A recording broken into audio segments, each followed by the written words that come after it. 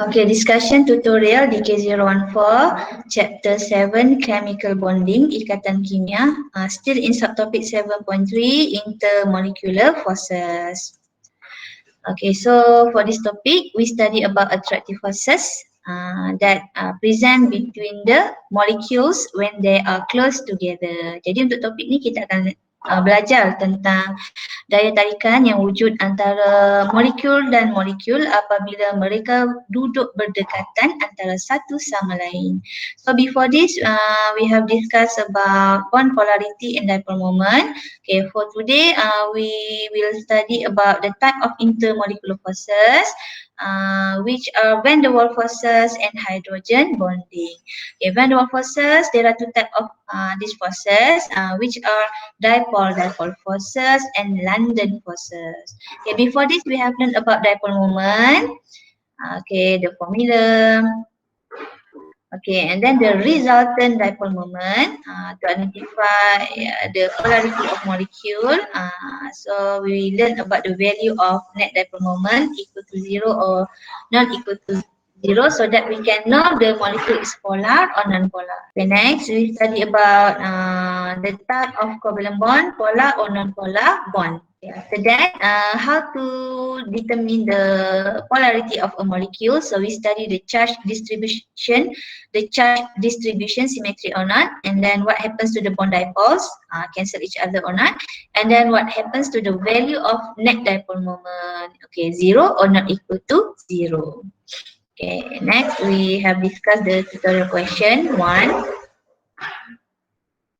Okay, today we proceed with intermolecular forces. Intermolecular forces are attractive forces between molecules. Okay, intermolecular forces, inter to stand for between. Molecular refers to molecule, so between molecule. Forces refer to repulsion forces or attractive forces. Dia merujuk kepada daya tolakan ataupun daya tarikan. Tapi untuk topik ni kita lebih fokus kepada attractive forces. We focus more to the attractive forces, daya tarikan yang wujud antara molekul-molekul when they are close together. So dia ada syarat pula, daya tarikan tu wujud bila molekul tu they are very close together. Apabila mereka duduk berdekatan antara satu sama lain, barulah wujud IMF. IMF generally much weaker than covalent bond.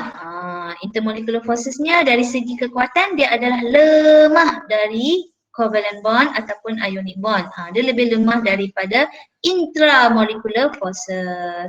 Okay, the strength of intermolecular forces determine the physical properties of the substance. So dia cakap IMF tu dia kuat ataupun lemah, dia akan menentukan sifat fizikal suatu bahan.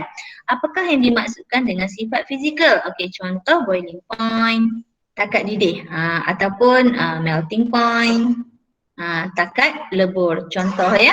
Study the example IMF that exists between the molecule of HCl. So this is intermolecular forces. This intermolecular forces is weak compared to the intramolecular forces that present inside the molecule. So intra here refer to inside molecule. Inter, between molecule. Jadi daya tarikan yang wujud di antara molekul tu dia lagi lemah berbanding dengan daya tarikan yang wujud dalam molekul. Okay, so dalam kes ini intermolecular forces, intramolecular forces here refers to covalent bond between chlorine atom and hydrogen atom. So you must understand that this covalent bond is or stronger compared to the IMF. Okay, so jadi dari segi kekuatan inilah kekuatannya. Maksudnya IMF tu dia lemah berbanding intramolecular forces. There are two types of intermolecular forces, van der Waals forces and hydrogen bonding. Van der Waals forces, there are two types of van der Waals forces. The first type is dipole forces or permanent dipole. Example, molecule that can have dipole forces is molecule of HCl. Okay. The second type of van der Waals forces is London forces or dispersion forces. Daya disperse ni sebaran lah, daya sebaran ataupun dikenali sebagai London forces. Example molecules or atom that can form London forces is argon. So between argon atom, there is London forces. Or between molecule also can. Example non-polar molecules such as hydrogen gas. Example hydrogen gas. When they are close together, there will be attractive forces. These attractive forces known as London forces. Okay, boleh ya?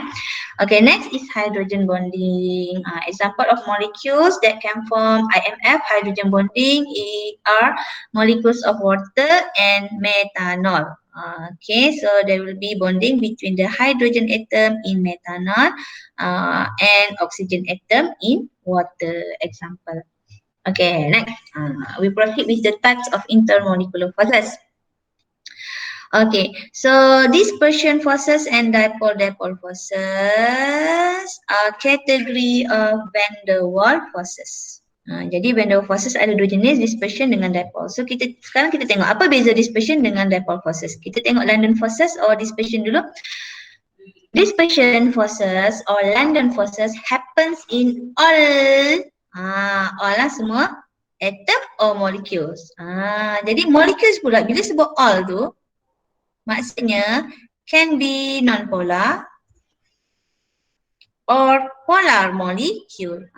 Maksudnya molekul polar pun boleh, molekul non-polar, non-polar molecule memang adalah. Polar molecule also have London forces. Okay, so there will be attractive forces between the partially positive charge of one molecule with partially negative charge of another molecule. Okay, next is dipole-dipole forces. So it happens in polar molecules only. Okay, it happens in polar molecules only. Okay, so untuk for polar molecules, so let's say we have two polar molecules here. So there will be attractive forces between the partially negative charge and partially positive charge. So that type of attraction known as dipole-dipole forces. So it happens in polar molecules only.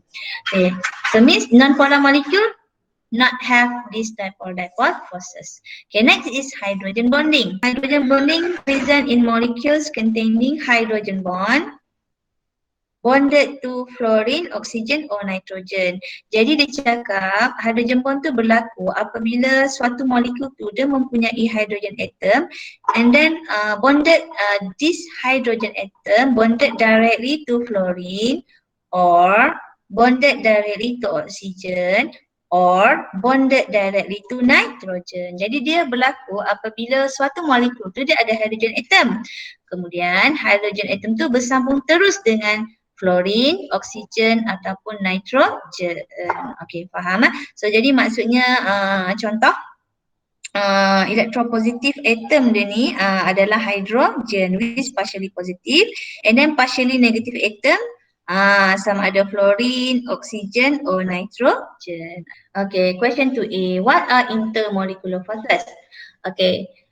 This is your tutorial question. Ni ulangan sajalah daripada yang saya dah sebut tadi tu. Okay, intermolecular forces are the forces of attraction or repulsion between neighboring particles such as atoms, molecules or ion. Jadi intermolecular forces, daya antara molekul merujuk kepada daya tarikan ataupun tolakan. Tapi yang dominan tarikan lah, kita fokus dalam topik ni. Yang wujud di antara between zarah-zarah di sekelilingnya. Contoh sama ada atom, molekul polar ataupun non-polar molekul ataupun ion. So these forces are weak compared to the intramolecular forces such as covalent bond or ionic bond between atoms in a molecule. So dari segi kekuatan intermolecular forces adalah lemah berbanding dengan daya tarikan yang wujud dalam suatu molekul ataupun intramolecular forces seperti ikatan kovalent dan ikatan ionik. Okay, so there are many types of IMF but for our syllabus we only cover these forces, van der Waals forces, which are dipole forces and London forces or dispersion forces, and then hydrogen bond. So syllabus kita cover 3 jenis ni saja. Jadi kamu fokus yang 3 ni saja. Okay, what are dipole forces? And explain how dipole forces cause molecules to be attracted to one another. Jadi apakah dipole forces? Terangkan bagaimana terbentuknya dipole forces yang menyebabkan molekul-molekul saling menarik antara satu sama lain. Okay, dipole forces are attractive forces between positive end of one polar molecule and negative end of another polar molecule.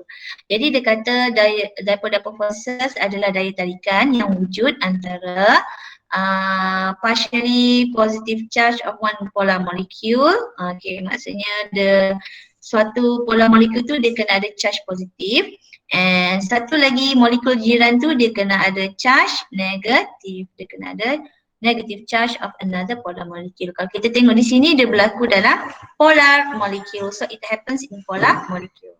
So jadi kamu kena faham antara polar molecule dia akan wujud satu daya tarikan. Daya tarikan tu kita panggil sebagai dipole forces. Okay, macam mana dua polar molecule tu boleh saling menarik antara satu sama lain? Disebabkan ada charge positif dan charge negatif. Jadi different charge they will attract one another. Charge yang berbeza akan menyebabkan berlakunya saling menarik antara satu sama lain. These forces result from two permanent dipoles interacting. Okay, jadi dipole forces ini, daya tarikan ini terhasil apabila dipole yang kekal berinteraksi. Okay, permanent ni kekal. Maksudnya dari awal sampai bila-bila macam tu sahaja. Apa dia yang kekal tu?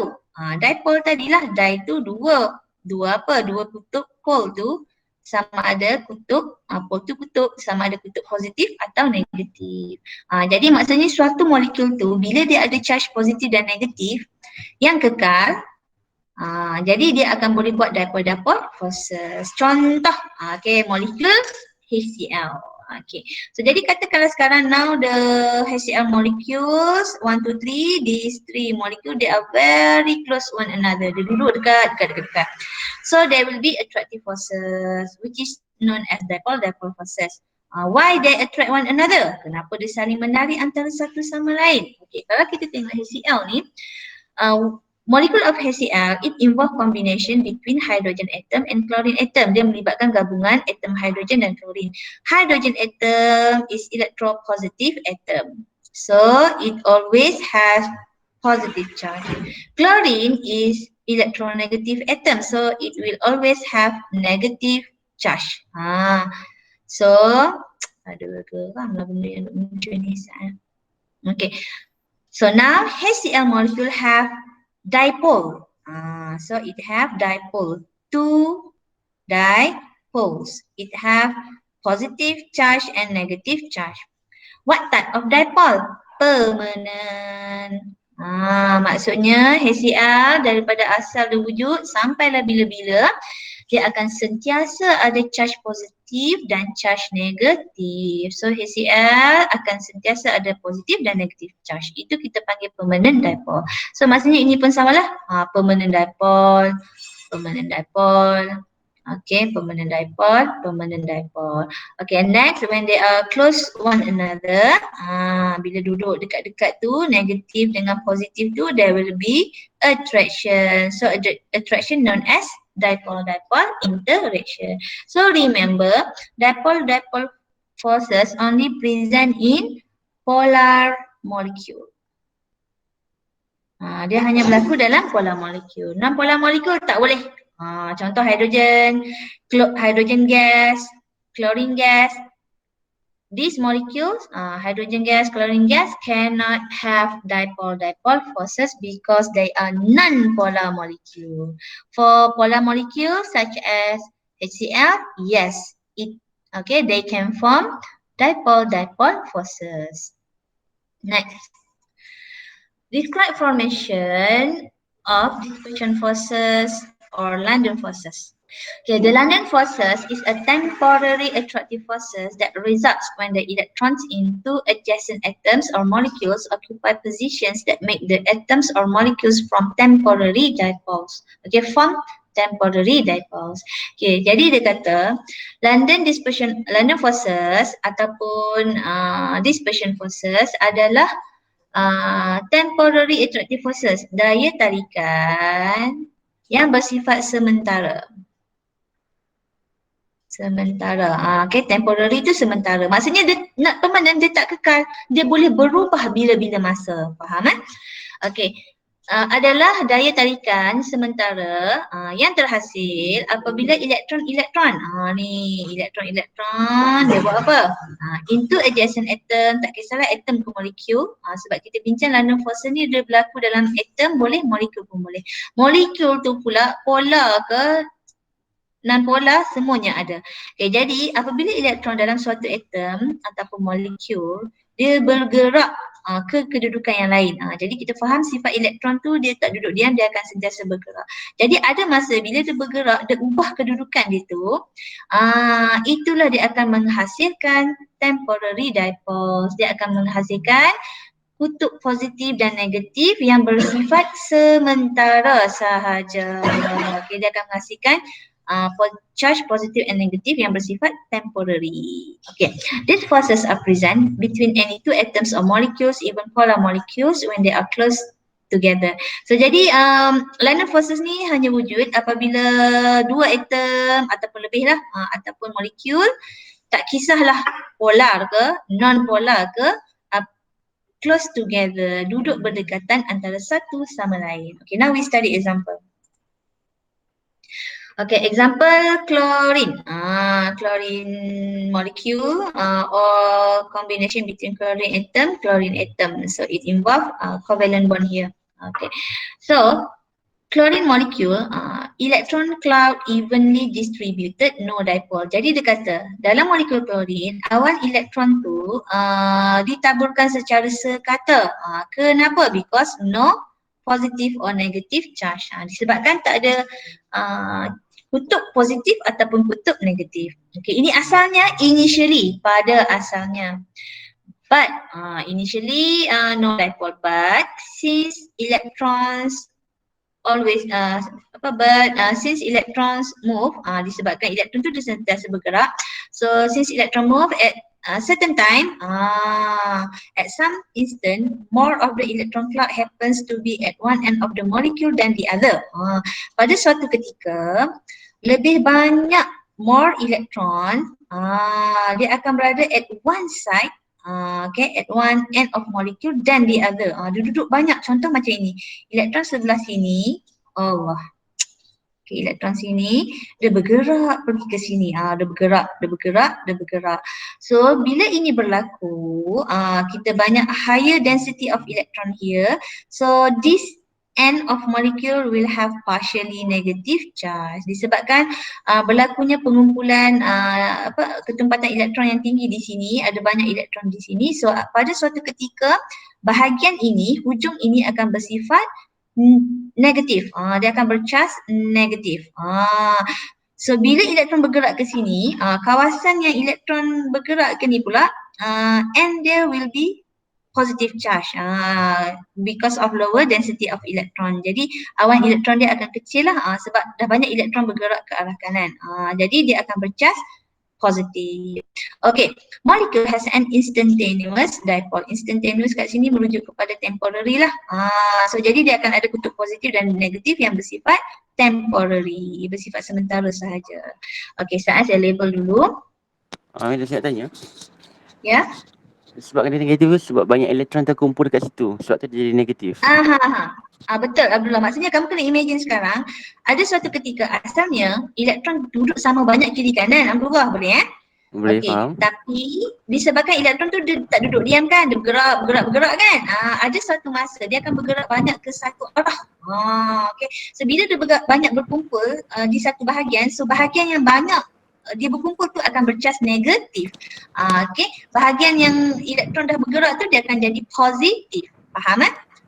So itu bila ada dua charge positif dan negatif, itu adalah dipole. Cuma positif negatif charge ni kekal ke seperti HCl? No. This dipole they are temporary. Dia bersifat sementara sahaja. So maksud dia okay, dia basically daripada awal dia sama banyak gerakan elektron, tapi bila sampai satu masa elektron tu bergerak-gerak dan akan wujud sebelah negatif dan sebelah positif. Dan benda tu Betul. Betul. Asalnya sama banyak. Faham. Okay, thank you madam. Dipole. Okay, ni tak habis lagi cerita.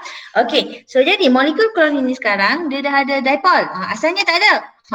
Okay, tiba-tiba dah ada dah. Okay, temporary dipole. Okay, sekarang katakanlah now this molecule that have temporary dipole is close to the next molecule. Katalah duduk dekat-dekat. Apa yang berlaku? So charge negative they will repel one another. Charge negative dia akan saling menolak antara satu sama lain. So next apa yang berlaku? Okay, the dipole is induced in a neighboring molecule. Dipole is induced in neighboring molecule. Molekul jiran yang duduk dekat tadi disebabkan elektron ni banyak, tolak elektron sebelah sini. So elektron sini pun dia akan teraruh, akan diarahkan bergerak ke side yang ini menghasilkan positif negatif charge sebelah sini. Ini akan charge positif. So terhasillah dipole yang baru yang dikenali sebagai induced. Okay, asalnya neutral juga, bukan neutral, molekul jiran ni asalnya evenly distributed electron. Okay, but now they have dipole, positive charge and negative charge. So this dipole known as induced dipole. Dipole ataupun kutub yang teraruh. Okay, kutub yang teraruh. Boleh ya? Okay, since there are dipole for these two molecules. Jadi sekarang kalau kita tengok okay, kalau kita tengok this molecule, now this molecule and this molecule they are close together, and this molecule have temporary dipole and this one has induced dipole. Negative charge, positive charge, they will repel one another. So this attractive forces known as London dispersion forces. Okay, London forces or dispersion forces. Okay.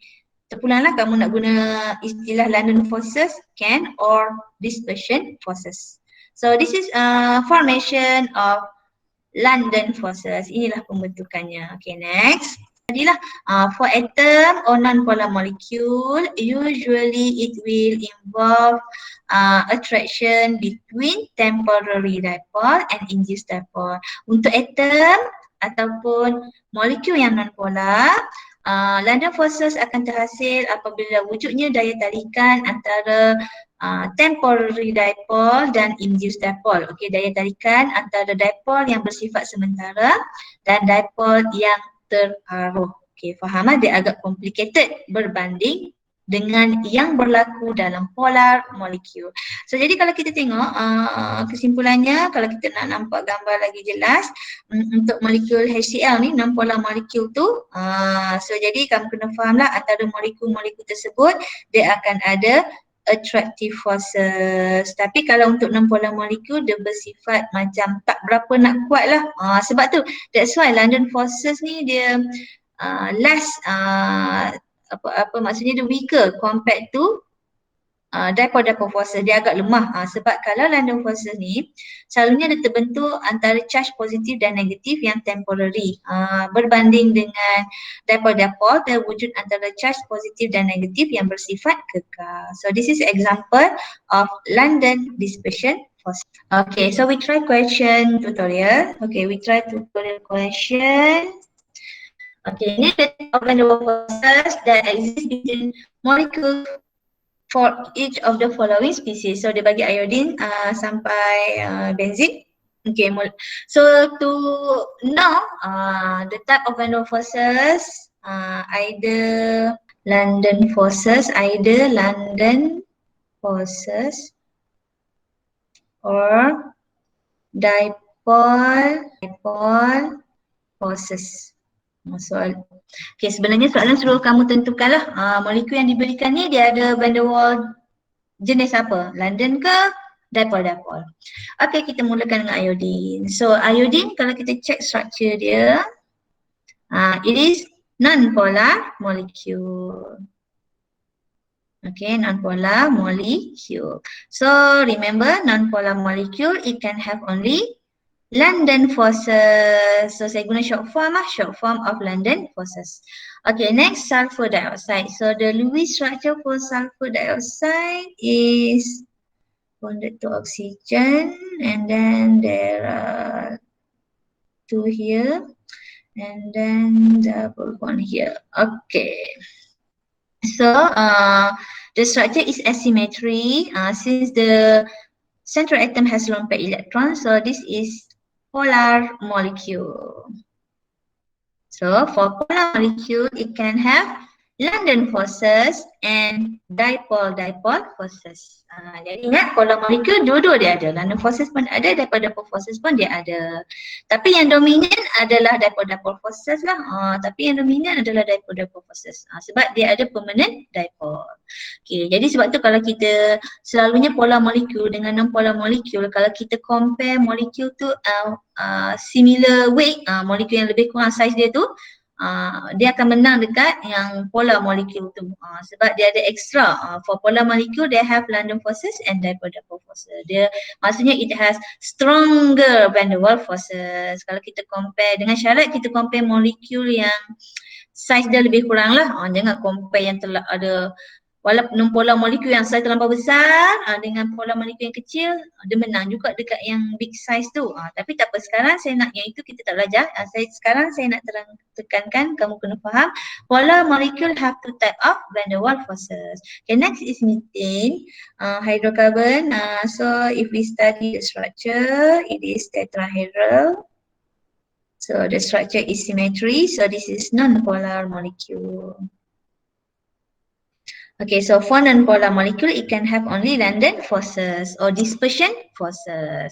Okay, next is H2S molecule. So, it has two lone pairs. So the charge distribution is asymmetry because central atom has lone pair electron. So it is polar molecule. Okay, so polar molecule. So for polar molecule, it has both type of van der Waals forces, London forces and dipole forces. Okay, next is benzene. Benzene is hydrocarbon that is consists of carbon and hydrogen only. So for hydrocarbon, remember the bond between carbon and hydrogen is non-polar bond. So even though it is covalent bond between two different atoms, different electronegativity, but the difference is very small, so that we can ignore the difference in electronegativity. Okay, walaupun carbon dan hydrogen atom yang berbeza, electronegativity dia pun berbeza, tapi dia punya perbezaan tu sangat kecil. Contoh carbon, tak silap saya 2.1 ke, hydrogen 2.1, carbon 2.2, saya pun tak ingat. Tapi apapun bila kita tolak nilai tu kecil, kita boleh abaikan. Jadi kita kata kalau carbon hydrogen, it has non-polar bond. So non-polar bond maksudnya dia adalah non-polar molecule. So usually, generally, kamu terima yang ni lah. Okay, generally hydrocarbon molecules are non-polar molecule. Secara umum, hydrocarbon molecule hydrocarbon adalah molekul yang non-polar. Apa yang dimaksudkan dengan hydrocarbon molecule? Molecule that consists of carbon and hydrogen. Molekul yang terdiri daripada carbon dan hydrogen. Okay, dan bentuknya symmetry. So now we have symmetrical hydrocarbon. So it is non-polar molecule. So for non-polar molecule, it can have only London forces or dispersion forces only. No dipole forces. Okay, ini contoh untuk molekul. Kalau dia bagi atom, argon ke chlorine gas apa semua tu. So kalau untuk atom, only London forces or dispersion forces. Kalau untuk atom kalau molekul je kamu kena hati-hati. For molecule, you need to identify polarity first. So remember, non-polar molecule can have only London forces. Polar molecule can have both type of van der Waals forces. Okay, last, hydrogen bond. Intermolecular hydrogen bond is a special type of dipole-dipole forces between hydrogen atom in polar bond, hydrogen bonded directly to F or or nitrogen, okay, of a molecule oxygen or nitrogen of another molecule. Jadi dia kata hydrogen bond adalah sejenis dipole-dipole forces yang khusus. Dia adalah dipole-dipole forces lah. Maksudnya dipole-dipole forces ia rujuk kepada attractive forces between partially positive and partially negative charge that is permanent. Okay, permanent charge. Okay, tapi dia special. Special kat mana? Dia special dekat sini. Okay, specialnya it involve hydrogen atom. Okay, in polar bond where the hydrogen bonded directly to fluorine or bonded directly to oxygen or bonded directly to nitrogen. Dia syarat ada hydrogen atom. Hydrogen atom tu pula bersambung terus kepada fluorine ataupun oksigen ataupun nitrogen dalam suatu polar molecule. Okay, kemudian dia attract dengan siapa? Dia akan attract dengan electronegative atom of another molecule. So electronegative atom tu such as fluorine, oxygen or nitrogen. Now we study example. Okay, let's say so example we study molecule of water. So in molecule of water, kalau kita check this molecule, the first molecule of water, it has hydrogen atom, and the hydrogen atom bonded directly to oxygen. Okay, and then there is polar bond here. Polar bond here. So next molecule. So when this water close to the next molecule of water, and this molecule also has electronegative atom. So this interaction known as hydrogen bond. Jadi ada tarikan antara oxygen atom yang partially negative with hydrogen atom that is partially positive. So that kind of attraction known as hydrogen bond. Okay. Okay, so we study in detail. First, hydrogen atom, okay, bonded to electronegative atom, and then it is partially positive charge, and then bonded to oxygen electronegative atom that is partially negative. Okay, the bonding happens between this hydrogen and the lone pair electron. Okay, so this is hydrogen bond.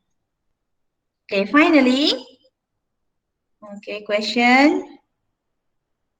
Okay, which of the following substances exhibits hydrogen bonding? Okay, so for A, we have carbon bonded to carbon with 6 hydrogen.